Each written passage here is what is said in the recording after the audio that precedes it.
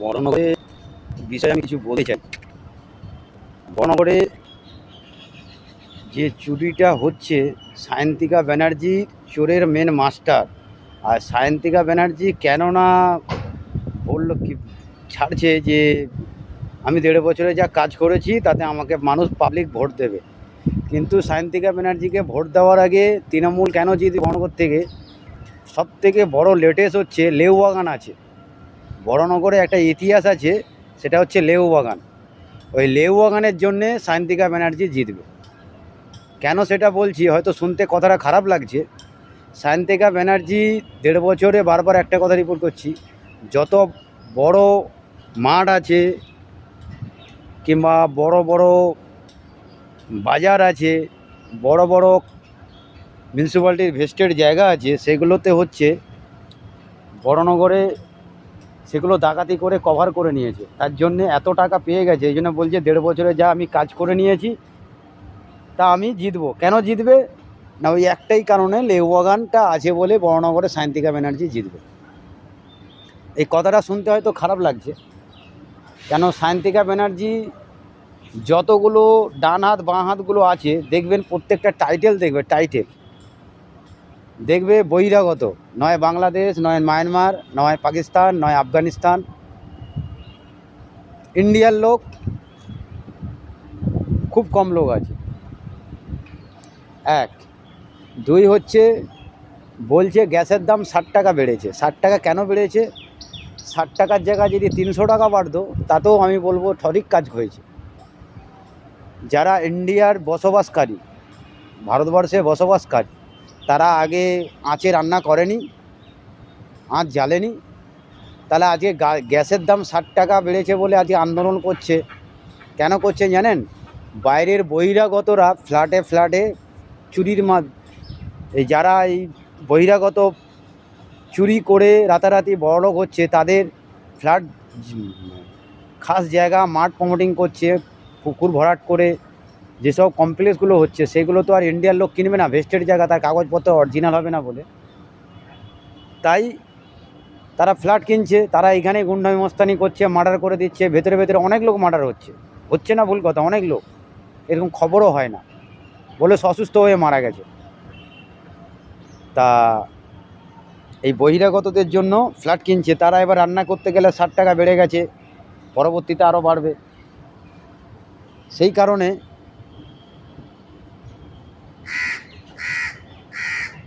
বর্তমানে গ্যাসের দাম বেড়ে গেছে। কিসের জন্য বেড়ে গেছে? গ্যাসের দাম বেড়েছে তার জন্য।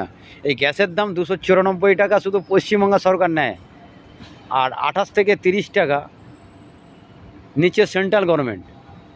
তাহলে টাকাটা কে বেশি নিচ্ছে, পশ্চিমবঙ্গ সরকার না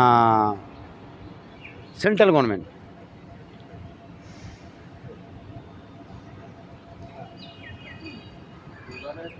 তা বর্তমানে এখন যা পরিস্থিতি দেখতে পাচ্ছি, চোরের নচিকেতা একটা গান করতো না, এরপর আন্দোলন বেরোবে, নচিকেতাই বলে একটা গান করেছিল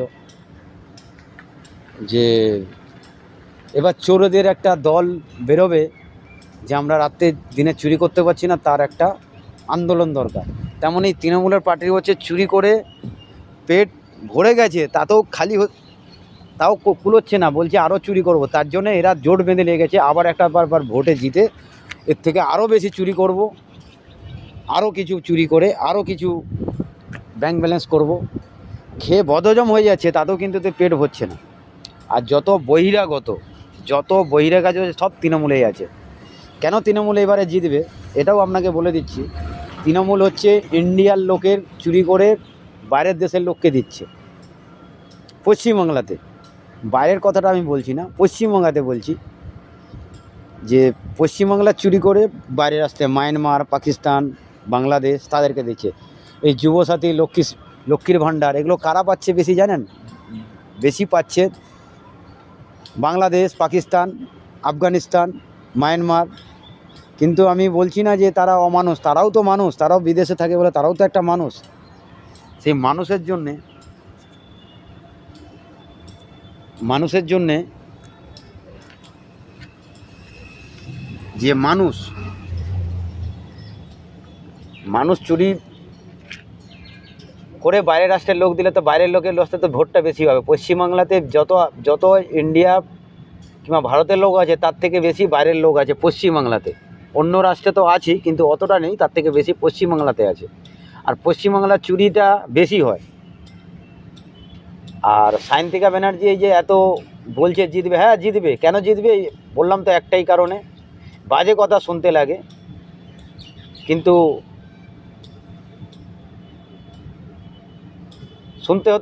কথাটা শুনতে হতো। বা লেবাগান কি এটা তো পার্ক, আমি ওটা বলছি না, বাজে কথা ভেবে আমি বলছি না, আমি ভালো কথা ভেবেই বলছি। একজন উড়িষ্যা থেকে এসে সে কয়েক হাজার কোটি টাকার মালিক হয়ে গেছে। আগে 2000 সালে তার জন্মদিন হয়নি। 2001, 2, 3, 4, 5, 6, 7, 8, 9, 10 এতদিন 11তে, তৃণমূলের সে 11তেও তার জন্মদিন হয়নি। আজ 2026-এ জন্মদিন হচ্ছে, 2025-এ জন্মদিন হচ্ছে, 2024-এ জন্মদিন। এই 2023-এর আগে জন্মদিন কি আদৌ হয়েছে? এটা একটু ভালো করে দেখুন তো। 23ও যদি হয়ে থাকে, 22 থেকে দেখুন তো জন্মদিন হয়েছে কিনা। আর যত বড়নগরের বহিরাগত আছে সব তৃণমূলেই যোগ আছে। আর স্থায়ী বাসিন্দা খুব কমই আছে, তাদেরকে ভুল বুঝিয়ে। আর তৃণমূলের চুরি করার ক্যাপাসিটি কীরকম জানেন? আপনার বাড়িতে যদি 10 জন থাকে, 10 জনের কাছ থেকে একজনকে বলবে কি, এই তোকে এই পার্টিতে এই ঢুকিয়ে নিচ্ছে, এই তোকে এই কাজ দেবো বলে তার বাড়িতে একটা অশান্তি লাগিয়ে ছিদ্রিয়ে দেবে। কথার অর্থ যে পুরো পরিবারটাকে ভেঙে দেওয়ার পরে এবার তার বাড়িতে যে হয়তো দেখা গেল কোনো সম্পত্তি আছে, জায়গা জমিন আছে, এবার তাকে দিয়ে বলবে তুই প্রমোটিং করা, তুই ভালো পয়সা পাবি। একে একটা কাজ দিয়ে দিয়েছে, সেখান থেকে তো একটা ইনকামের রাস্তা করে নিয়েছে, প্লাস এবার তাকে ভুংচাং বোঝাবে প্রমোটিং করার নাম করে আদার্স যে ভাইগুলো আছে তাদেরকে ওই ঝামেলা, অশান্তি, মার্ডার, কেস কামারি করিয়ে ব্যাস এবার তৃণমূলে হিরো, বাইরে থেকে মজা নেবে, দিয়ে এবার তোমার ঘরে ঝামেলা লাগিয়ে দিয়ে ও পয়সা কামিয়ে বাড়ি চলে যাবে। এই হচ্ছে তৃণমূলের কাজ। কেন তৃণমূলের আজকের বাজে কথা বলছি? কারণ হচ্ছে তৃণমূল পার্টি কোনো দিন খারাপ হয় না, পার্টির শাখা পোশাকগুলো খারাপ। আর এই যে সাধারণ মানুষ যে বলছে গ্যাসের দাম বেড়েছে, 160-এর জায়গায় যদি 500 টাকাও গ্যাসের দাম বাড়ে, আমি বলবো সঠিক হয়েছে। যারা বহিরাগত বাইরে থেকে এসছে তারা রাতারাতি ফ্ল্যাট কিনে নিচ্ছে, জায়গা কিনে নিচ্ছে, বাড়ি কিনে নিচ্ছে। আর ইন্ডিয়ার লোক, ভারতবর্ষের লোক, তারা কিন্তু দিন খাটছে। এবার সেই দিন খাটা থেকেও তার কাছ থেকে এবার চুরি করতে শুরু করে দেবে। সে যদি ভালো করে খায়, তার থেকে কীভাবে চুরি করবে এই তৃণমূল পার্টি জানে। তাই আমি বলবো, এই সজলবাবু যে বলেছে একটা কথাই আমার খুব ভালো লেগেছে, 100-র মধ্যে 100 ভালো লেগেছে, যেটা বললো যে বিজেপি আজকের আসছে না, তোমাদেরকে বিজেপি একবার নিয়ে এসে দেখো, যদি ভালো না লাগে 5 বছর পর আবার চেঞ্জ করে। তো তৃণমূল তো 15 বছর তো কাটালো, যা চুরি করেছে পুরো পশ্চিমবাংলারকে 4 ভাগের 3.5 ভাগ বেচে দিয়েছে। মাত্র হাফের তার যে 0.5%, যেটা 100-র মধ্যে যে 80% বেচে দিয়েছে, 20% আছে, 20%টা আবার চুরি করছে, লোকাল বসবাসকারীদের কাছ থেকে চুরি করছে। তাই আমি এই কারণে বলতে চাইছি, তৃণমূল হচ্ছে পাক্কা দোগলার বাচ্চা। এরা যে থালায় খায় সেই থালায় ফুটো করে, আর এই দেশের পরিবেশটাকে নষ্ট করছে। আগে কি আমরা বাঙালি মুসলিম ছিল না এই দেশে? তাহলে আগে কেন বাঙালি মুসলিম বলে রাইড হতো না? এখন কেন বাংলাদেশ বাঙালি মুসলিম বলে? আমাদের ভারতের মুসলিমরা কি খুব বাজে? আমাদের বাঙালি মুসলিমরা আগে তো বসবাসকারী ছিল, কিংবা কোনো তো মুসলিম বাঙালির মধ্যে কিছু হয়নি। আজ এরকম বাঙালি মুসলিম করছে কে? এই মমতা ব্যানার্জি, আর কেউ না, তার শাখা পোশাকা। আমাদের ইন্ডিয়ার মুসলিম ইন্ডিয়ায় থাকবে, বাংলাদেশের মানুষ, আর বাংলাদেশ থেকে বেশিরভাগ আসা লোক মুসলিম থেকে বাঙালি জাত টাইটেল করে নিয়েছে, তাতে বুঝতে পারবে না বাংলাদেশ থেকে এসছে বলে। এই যে যত নাম বাদ যাচ্ছে, দেখো ভেতরে খবর নিয়ে দেখো, বাংলাদেশ ছিল মুসলিম, এখানে হয়ে গেছে হিন্দু। তা আমাদের ইন্ডিয়ার কিংবা ভারতবর্ষের মুসলিম অতটাই খারাপ না যে পায়ে পা তুলে ঝামেলা করবে। আর আমাদের ইন্ডিয়ার মুসলিমরা যথেষ্ট একটু হলেও পড়াশোনা জানে, অতএব তারা এইসব নিয়ে ক্যাজরা করবে না। যা করছে বেশিরভাগ বাংলাদেশ, পাকিস্তান, আফগানিস্তান, মায়ানমার, যত পশ্চিমবাংলায় আছে দেখবেন যত খুন খারাপি আছে সব বাইরে থেকে এলাকায় ঢুকছে এই পশ্চিমবাংলায়। কোথায় না কলকাতা, উত্তর চব্বিশ পরগনা, হাওড়া, হুগলি দেখবে ঢুকে বসে রয়েছে। কেউ কোনো প্রতিবাদ করার নেই। প্রতিবাদ করবে কে? তৃণমূলকে তার গাছে গার্ড হয়ে গেল, তুই আমার হয়ে আবার কাজ করবি, দুটো তিনটে ছেলে মার্ডার করে দিবি, যা তোকে একটা জায়গা তৈরি করে দেবো। এই হচ্ছে তৃণমূলের পার্টির কালচার। অতএব সজলবাবু যেটা বলেছে, একবার চান্স দিয়ে দেখো, কোনো অসুবিধা নেই, একবার চান্স দাও।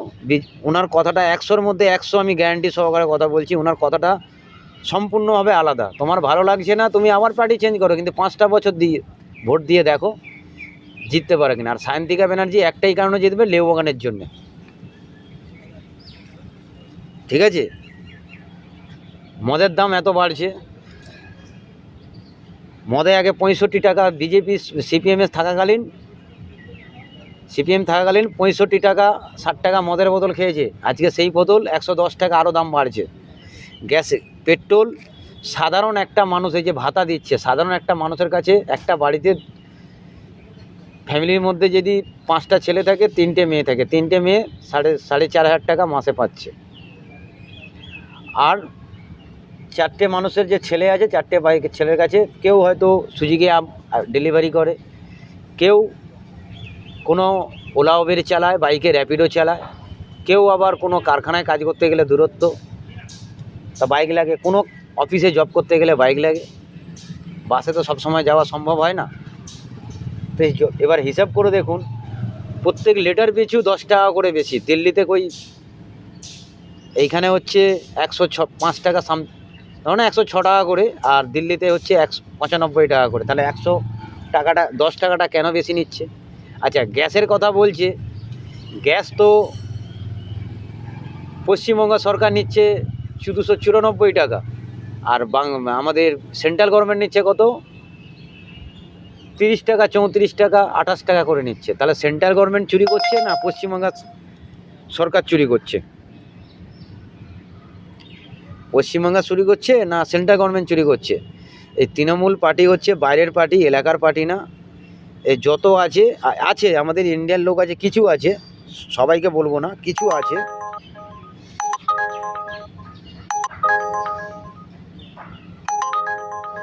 তা এদের কাছ থেকে কিছু বহিরাগত ভর্তি আছে। এই জন্যে বলে নচিকেতার গানটা আজকের অক্ষরে অক্ষরে মিলে গেছে, যে এই আন্দোলন শুরু হবে যে আমরা চুরি করতে পারছি না। তৃণমূলের এই যে আন্দোলনগুলো, ওরা চুরি করছে ধরা পড়ে যাচ্ছে বলে, তা আরও চুরি করতে পারবে না বলে, তাই আন্দোলন করে ভোটটা আবার কেড়ে নেওয়ার ধান্দা করছে। সাধারণ মানুষকে বলি, যারা দিন খাটে দিন খায়, ভালো করে পরীক্ষা করে দেখুন, তেলের দাম যদি বেড়ে থাকে, সব জিনিসের দাম বাড়বে। ডিজেল, পেট্রোল প্রত্যেক লিটার পিছু 10 টাকা বাড়ছে। আর গ্যাসের হিসাব করে দেখবে, ইলেকট্রিকের হিসাব করে দেখবে পশ্চিমবঙ্গ সরকার কত করে নিচ্ছে আর সেন্ট্রাল গভর্নমেন্ট কত করে নিচ্ছে। তাই এটাই আমার বক্তব্য, সবাই দেখে শুনেই ভোট দাও। আমি বলছি না যে বিজেপি ভালো, তৃণমূল ভালো, সিপিএম ভালো, সব পার্টি ভালো, কিন্তু বিজেপির একজনের কথা শুনে আমার, যার নাম হচ্ছে সজল ঘোষ, তার কথা শুনে আমার খুব মনের মধ্যে লেগেছে। বিজেপিকেই আমি এবার থেকে সমর্থন করা শুরু করলাম। বিজেপিকে আপনি ভোট দিন, সজলবাবুকে ভোট দিন, আর 5 বছর দেখুন, যদি না ভালো লাগে সজলবাবুকে সরিয়ে দেবেন, অন্য পার্টি নিয়ে আসবেন, কিন্তু তৃণমূলকে আর নিয়ে আসো না। এটাই আমার বলার বক্তব্য। আরও কিছু বলবো, বড়পুকুর মাঠ, বসাক বাগান, এগুলো যে দখল করে যে কয়েক কোটি কোটি টাকা চুরি হয়েছে, শিখদা, এগুলো কত কোটি কোটি টাকা চুরি হয়েছে, এইসব টাকাগুলো ধরা পড়ছে? একটা ওয়ার্ড থেকে যদি হাজার হাজার কোটি টাকা চুরি হয়, তার মানে কত টাকা চুরি হয়েছে? পশ্চিমবাংলাটাকে বেচতে চাইছে বাংলাদেশের ভদ্রমহিলা। এর ভালো করে যাচাই করে যদি তদন্ত করে দেখা হয়, এই এলাকার, এই দেশের লোক না, নাগরিক না,